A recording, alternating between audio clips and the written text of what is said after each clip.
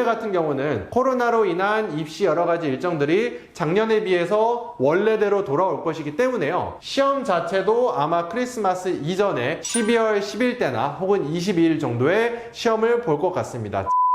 네, 안녕하세요. 스카이 편입의 스카이 강쌤입니다. 오늘 이 시간에는요, 연세대, 고려대 편입 자소서 그리고 학업계획서는 언제부터 작성하는 것이 좋을까에 대해서 말씀을 드리고자 합니다. 지금 이 촬영을 찍고 있는 시기가 이제 9월을 다가가는 만큼 12월에 실제로 편입시험을 치고 혹은 서류를 제출해야 되는 입장의 학생으로서 현재 이 시기에 자소서라든지 학업계획서의 문의가 정말 많이 오고 있는 것은 사실입니다. 그러면 연세대와 고려대 모집 요강을 보면서 어느 시기에 준비를 시작하는 것이 좋을지를 여러분들께 상세하게 설명드리도록 하겠습니다. 일정에 대해서 시작하기 전에 그 모집 전형 요소를 한 번 더 짚고 넘어가도록 하겠습니다. 연세대는요, 일반 편입, 학사 편입, 작년에 코로나로 면접이 없었기 때문에 동일했습니다. 1차 필답고사가 66%의 전형 배점을 차지를 했었고요. 2차 서류에 해당하는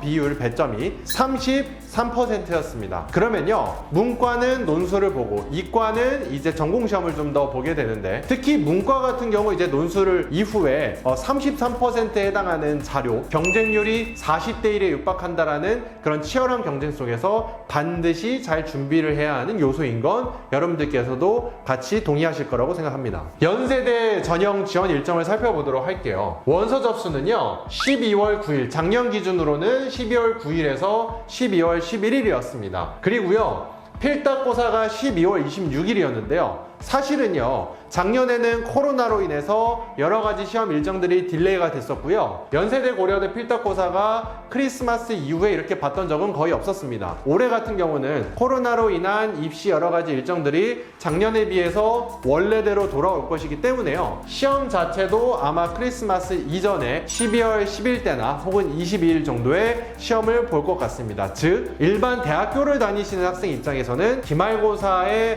마지막 기간과 겹치거나 기말고사 이후 마지막 프로젝트를 제출해야 되는 기간과 겹쳐서 다소 작년에 비해서는 정신이 없을 것으로 생각이 됩니다. 일단은 1단계 필기고사를 통과를 해야 자소서, 학업계획서, 여러분들의 성적표 등 여러분들이 누구인지 어떤 인재인지를 제출할 수 있는 그런 자격이 되게 됩니다. 따라서요, 작년 기준으로는 1월 12일 이때 2단계 평가 대상자가 발표가 났고요. 실질적으로 이 사람들이 서류 제출을 해야 하는 건 1월 14일까지였습니다. 즉 12일 오후 5시에 발표를 했는데요. 14일 날까지 접수를 하려고 하면 거의 이틀에서 3일 안에 자기소개서, 학업계획서를 다 쓰고 여러 가지 서류, 특히 우수성 입증 자료까지 모두 그런 스펙 서류까지 내야 된다는 건데요. 어쨌든 빠듯한 일정이기 때문에요. 이 12일 날 발표를 하고 서류를 준비하시는 분들도 물론 계시지만요. 대부분의 사람들은 1차 필답고사를 치르고 나서 연세대 같은 경우에는 서류를 작성하시는 분들이 상당히 많습니다. 그래도 최근에 더 미리 준비를 하려고 하시는 분들, 단순히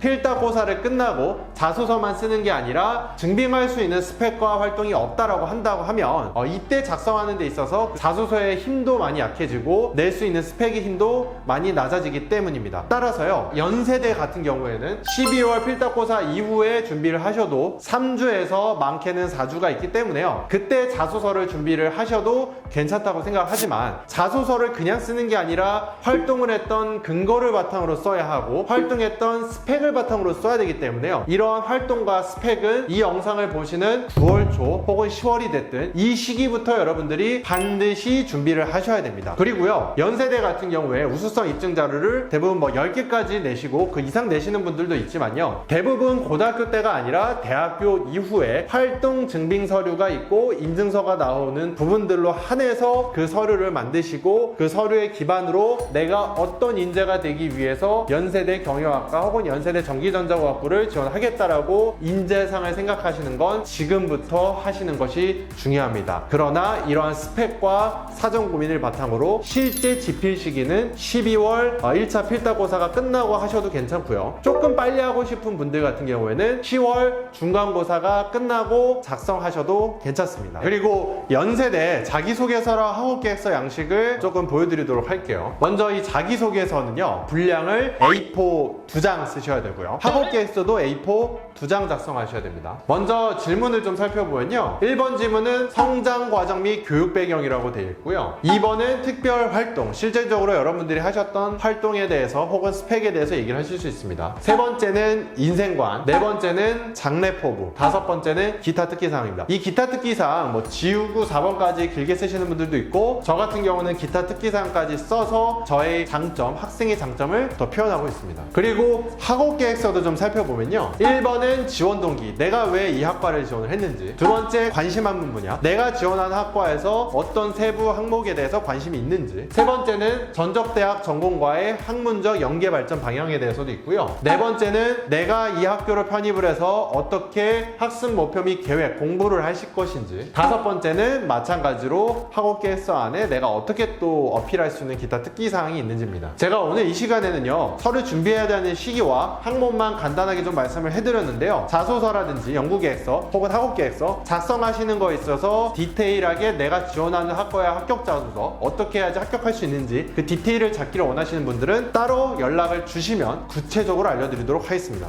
네, 오늘 이 시간에는요, 연세대 편입 자소서, 학업계획서, 추가로 우수서 입증 자료에 대한 이런 준비를 언제부터 해야 되느냐에 대해서 말씀을 드렸고요. 다음 시간에는 고려대 편입 서류 지원 시기, 그리고 편입을 언제 그 서류를 준비를 해야 되는지를 제가 설명드리도록 하겠습니다. 감사합니다.